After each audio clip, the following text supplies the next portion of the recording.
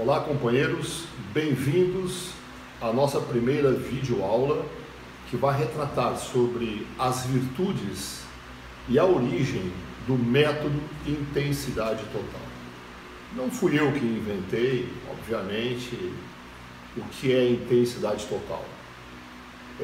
A raiz, ela antecede aproximadamente a década de 1960, na figura de Arthur Jones, que foi quem criou o High Intensity Training, de acordo com a sua visão, e sempre muito bem atrelado à venda de seus equipamentos, das máquinas de sua criação, as famosas e lendárias e indestrutíveis máquinas da Nautilus.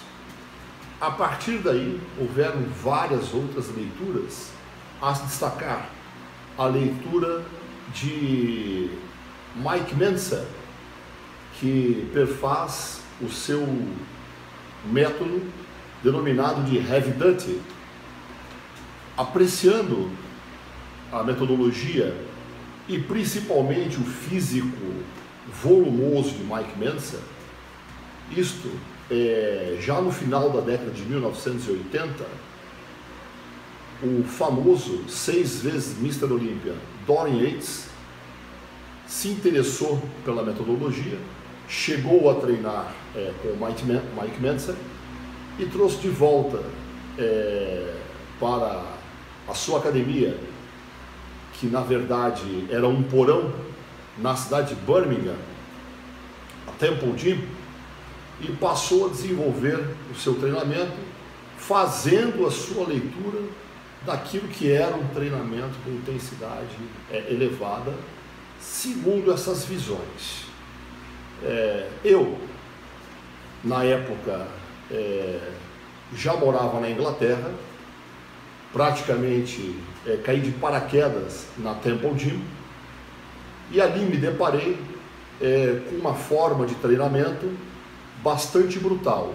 Naquela época, Yates ainda não era Mr. Olympia, mas logo em seguida ele conquistou o seu primeiro título e vieram 6 consecutivos. Eu, já formado e pós-graduado em educação física, pude observar aquilo que acontecia no altíssimo nível do bodybuilding internacional da década de 1990. Angariando essas informações, treinando eu mesmo e mudando meu corpo de acordo com as minhas possibilidades, eu pude, de volta ao Brasil, sintetizar a minha própria visão daquilo que é o treino de alta intensidade, estando apoiado na visão desses antigos e lendários mitos do esporte, mas também somado, obviamente, à minha própria formação universitária e também todas as disciplinas que cursei no curso de engenharia. Então pude fazer algumas pequenas sacadas para implementar essa visão e criar uma metodologia de fácil compreensão e que fosse bem calcada em algumas boas ciências, mas principalmente na prática longitudinal de vários atletas que observei treinando em metodologias similares, e também todos os atletas que passaram a treinar comigo, principalmente através da primeira década deste milênio. E foram vários atletas e não atletas que puderam se beneficiar da metodologia, treinando a metodologia intensidade total e modificar os seus corpos de uma forma eficiente, porque o que todo mundo deseja é resultado de uma forma bastante eficiente, e esta eficiência ela tem a ver com rapidez e também segurança. Não adianta você criar uma metodologia enlouquecida para mudar rapidamente o corpo de uma pessoa e expor a sua saúde, às vezes, a riscos irreversíveis. Então, as bases fundamentais da nossa metodologia, ela se fundamenta principalmente na física de Isaac Newton do século XVII. Ele criou os fundamentos da mecânica clássica. Em sua segunda lei, ele delimita, de uma forma resumida, que intensidade é igual a massa vezes a aceleração. Então, de acordo com essa sacada da física lá do século XVII, Newton estabelece uma nova era para a compreensão da mecânica de funcionamento do nosso planeta, que está submetido à ação da gravidade. Quando treinamos, estamos submetidos à ação da gravidade. Não treinamos no espaço sideral e nem em outro planeta. Nós estamos sedimentados no planeta Terra. Nesta fórmula da segunda lei de Newton, ela nos diz que quanto maior a intensidade, maior ou melhor são os seus resultados em seu programa de treinamento, relacionando esta fórmula para as virtudes de um programa de treino, sendo que esta intensidade ela está diretamente proporcional à carga, que é a massa, e também diretamente proporcional à aceleração, que é exatamente igual à velocidade dividida pelo tempo, o que dá a aceleração. Ou seja, quanto maior a intensidade, melhor são os seus resultados em um programa de treinamento quando você deseja aumentar massa muscular e quando você deseja aumentar a potência muscular.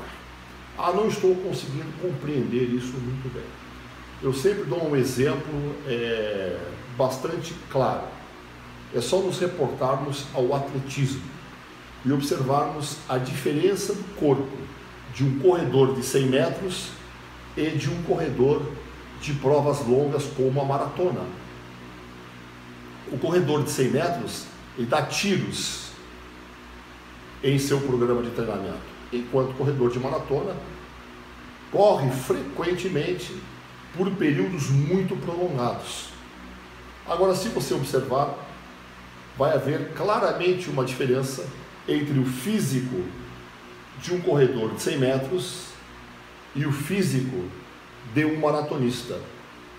A maior parte dos garotos gostariam de ter o físico mais próximo ao do físico de um corredor de 100 metros do que o físico de um maratonista, que normalmente são bem magrinhos, com todo o respeito que temos por todos os esportes. Então fica claro que o treinamento altamente intenso é bastante eficiente para aumentar em volume e em potência a sua massa muscular. Existe uma série de outros estudos em fisiologia que demonstram também a relação de treinamento altamente intenso e no caso aqui, o meu cachorro é a Caia, que está pedindo um carinho. Quer dar uma olá para o pessoal, Caia? Essa aqui, pessoal, é a Caia Paloma. Ok, vocês vão observar uma série de estudos que relacionam a intensidade do treinamento, estudos de nível fisiológico, mas isto é um assunto para um outro debate. São vários estudos que estão inclusive relacionados no nosso livro Musculação e Intensidade Total e no livro chamado MIT, que foi escrito em parceria com o professor Paulo Azevedo. Dentre as características da metodologia Intensidade Total, nós também salientamos e valorizamos a maior parte dos exercícios realizados em grande amplitude. Ou seja, não todos os exercícios, mas a maior parte de todos eles, preconizamos a realização na maior amplitude possível. É óbvio que esta amplitude, muitas vezes, ela não é grande em função de restrições de mobilidade articular de forma individual. Também observamos que a partir do momento em que nós começamos a introduzir um programa de treino solicitando ao atleta amplitudes maiores, inclusive os seus valores em flexibilidade vão progressivamente aumentando em função da realização dos exercícios em amplitudes elevadas. Observa-se que quando se treina a maior parte do treino com amplitudes elevadas, um desenvolvimento da massa muscular que percorre da origem à sua inserção. Enquanto, quando realizamos exercícios em pequena amplitude, existe a tendência do desenvolvimento da massa muscular ocorrer normalmente e apenas na região central do ventre muscular. Somado a isso, algumas boas pesquisas, também mencionadas nos livros que eu acabei de relacionar para vocês, uma região de fraqueza muscular naquelas amplitudes não cobertas por exercícios onde a amplitude do movimento não é resguardada.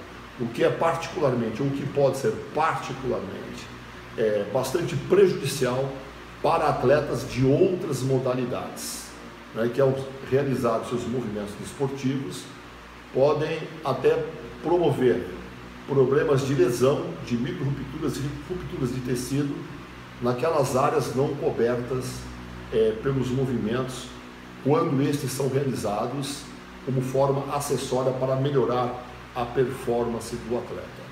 Mas é óbvio, também utilizamos movimentos com amplitude reduzida, utilizamos contrações de pico e outras técnicas, porém, salientando novamente, a maior parte, o maior volume do treino é realizado sim com amplitudes maiores. Outra característica que achamos fundamental é a utilização da aceleração compensatória, mas isso está lá na fórmula de Newton: intensidade igual a massa vezes a aceleração. Ou seja, mantemos em mente sempre a necessidade de mantermos o movimento acelerado durante do início ao final de uma determinada série de exercícios. O que quer dizer isso? Muitas vezes os companheiros, utilizando uma sobrecarga submáxima, realizam aquele movimento extremamente lento, o que também promove a sua modificação, a sua adaptação fisiológica. Porém, se acelerarmos o movimento sem perder o controle, nós estaremos promovendo uma intensidade elevada durante todo o arco do movimento. Nos lembrando da ação da gravidade, pois estamos aqui no planeta Terra, nós sabemos que existe uma decomposição vetorial em torno de um eixo ou charneira durante a realização de todos os movimentos humanos.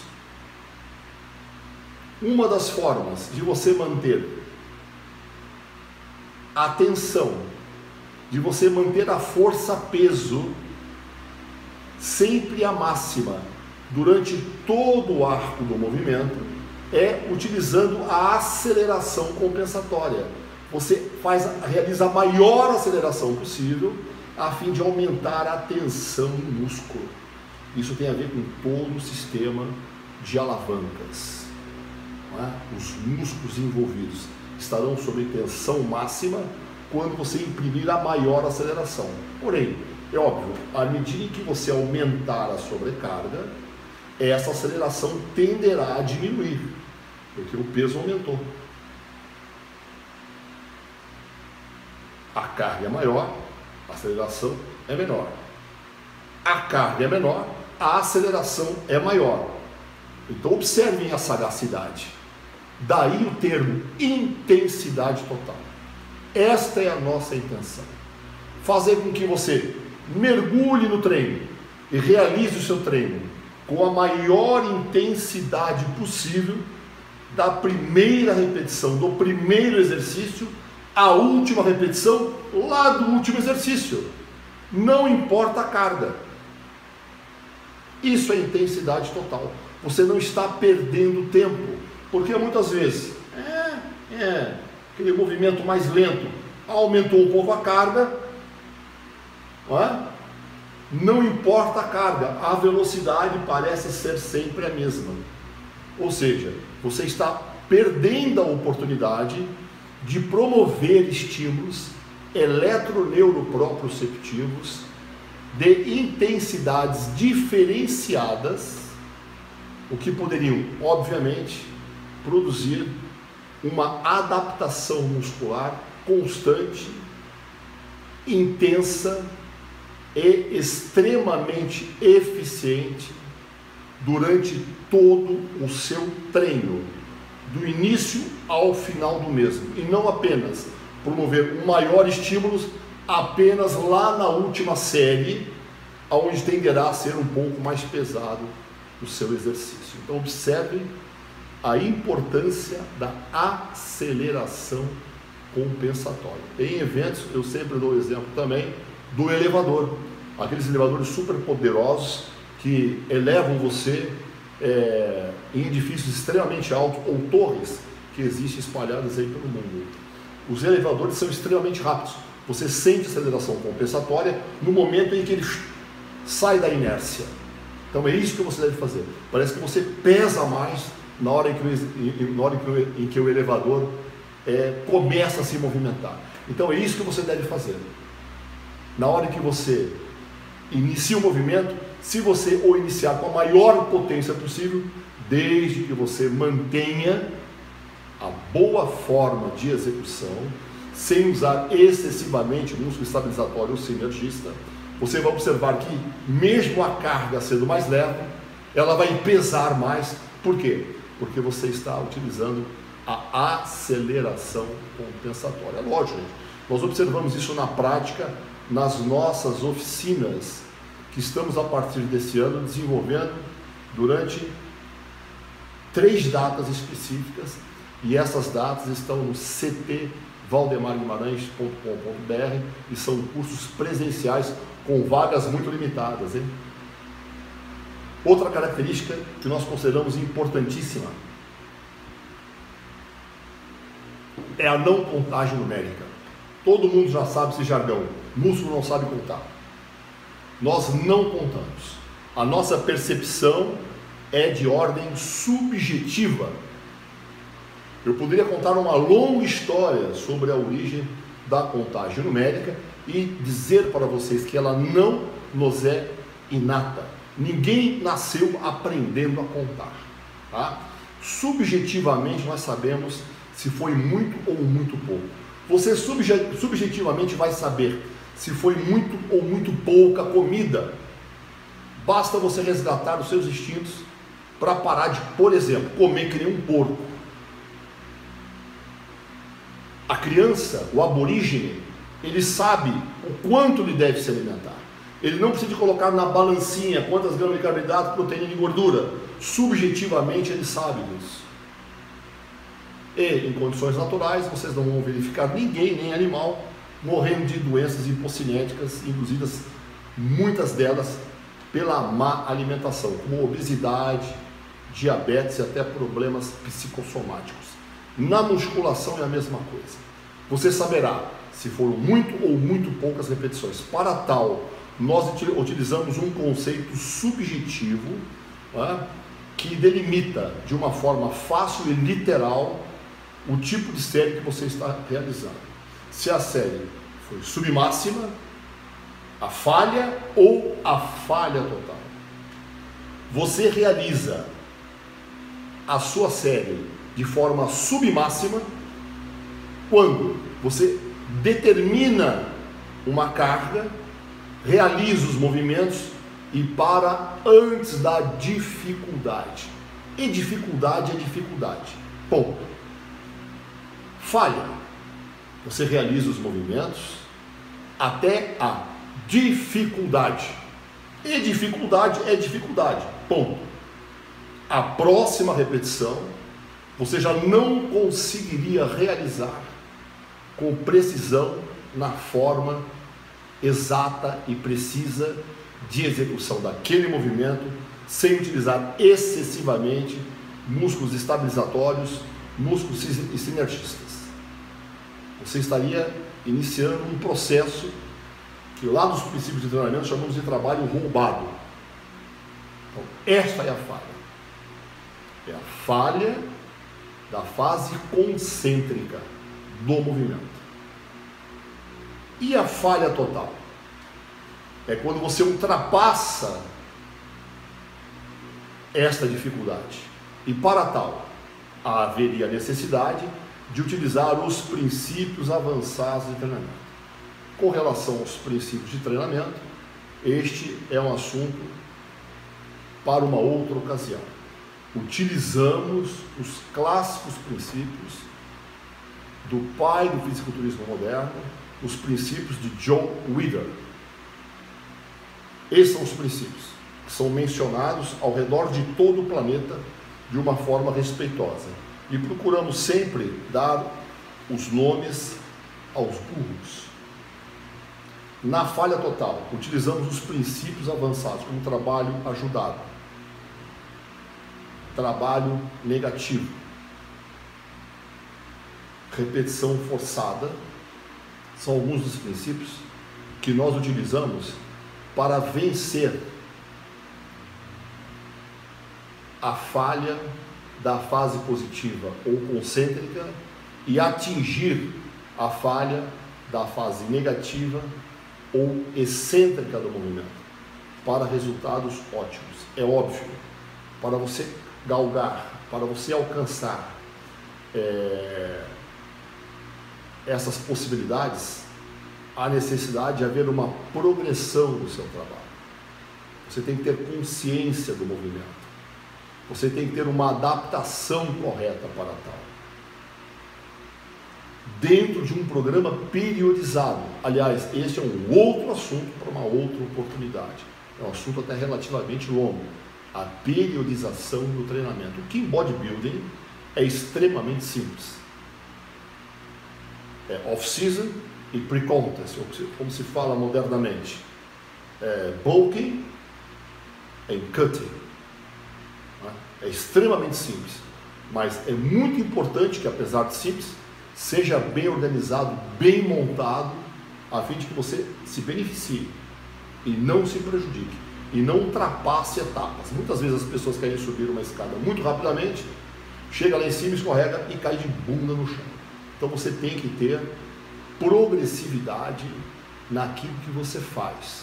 Para tal, há necessidade de você corretamente avaliar para que tenha o seu programa de treinamento prescrito de uma forma adequada por quem entende. Não vejo possibilidade de prescrever um exercício com um mínimo de coerência sem antes avaliar o atleta, sem antes avaliar o seu aluno. Para tal, lançamos mão de um programa de avaliação cineantropométrica, o que é um ótimo assunto aí que poderemos estar explanando mais adiante. Feito a avaliação, constatado a condição em que aquele indivíduo se encontra, aí sim poderemos pensar em prescrever um programa de treinamento adequado, atendendo a sua necessidade, a fim de que você obtenha ótimos resultados em intervalo de tempo curto, porém com segurança. Muito bem, companheiros.